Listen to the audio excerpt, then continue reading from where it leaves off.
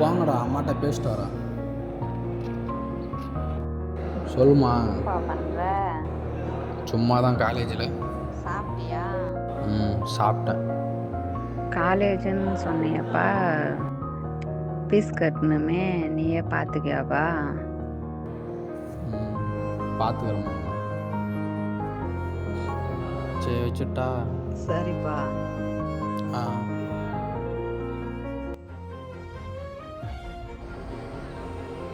சொல்லலாம். தம்பி கேட்ரிங் இருக்கு, வரியாடா? இல்லைண்ணா, காலேஜ் வந்துட்டேண்ணா. ஏய் வேணும்டா, ஆள் கம்மியாக இருக்குடா. என்ன வர முடியாதுண்ணா. ஏய் எவனுமே இல்லைடா கூட, நீ இருந்தால் தான்டா கரெக்டாக இருக்கும். காலேஜ் வந்துட்டேண்ணே, விட மாட்டாங்கண்ணே. ஏற்கனவே சொல்லிட்டு வாடா. கேட்டு பார்க்கறண்ணா, விட்டாங்கன்னா வரேன். சரி சீக்கிரம் வா. கேட்டு கால் பண்ணி சொல்கிறேண்ணா.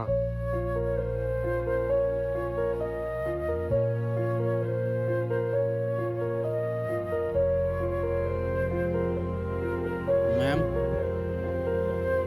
வாங்க சார், இதான் காலேஜ் வர நேரமா? உனக்கு அட்டனன்ஸ் ஆப்சன்ட் போட்டாச்சு, நீ வெளியவே நில்லு.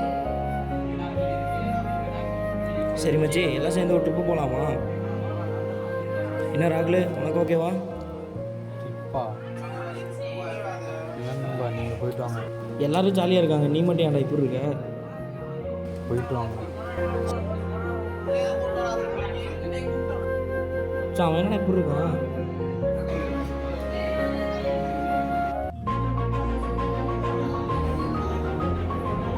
வாங்க சார், தப்பா சரியான டைமுக்கு வந்துட்டீங்க போல.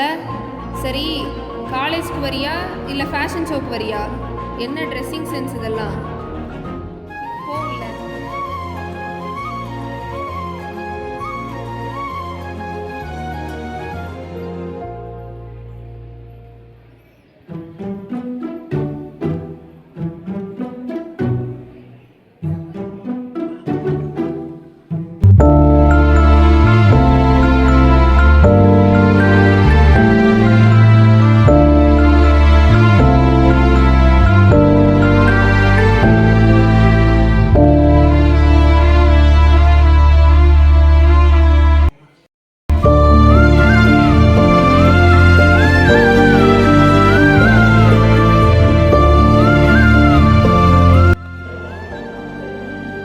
சார் சார்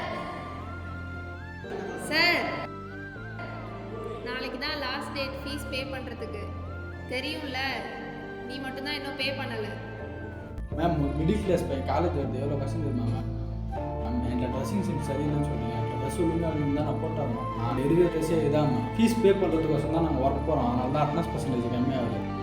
அதை புரிஞ்சுக்க மாட்டேங்கிறீங்க. ஃபேமிலி விட்டு அங்கேருந்து வந்து இவ்வளோ தூரம் இருப்போம், எல்லாம் புரிஞ்சுப்பீங்கன்னு நினச்சிக்கலாம். ஆனால் பட் இங்கே யாருமே அப்படி கிடையாது மேம். இப்போ வேறு சும்மா அங்கே போகலாம் இங்கே போகலான்ட்டு இருக்கிறான். அவங்க வீட்டில் காசு தராங்க, ஆனால் எங்கள் லைஃப்லாம் அப்படி இல்லை மேம்.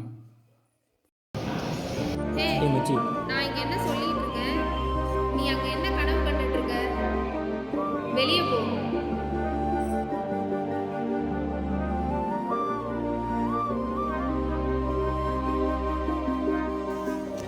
விடு நண்பா, பார்த்துக்கலாம்.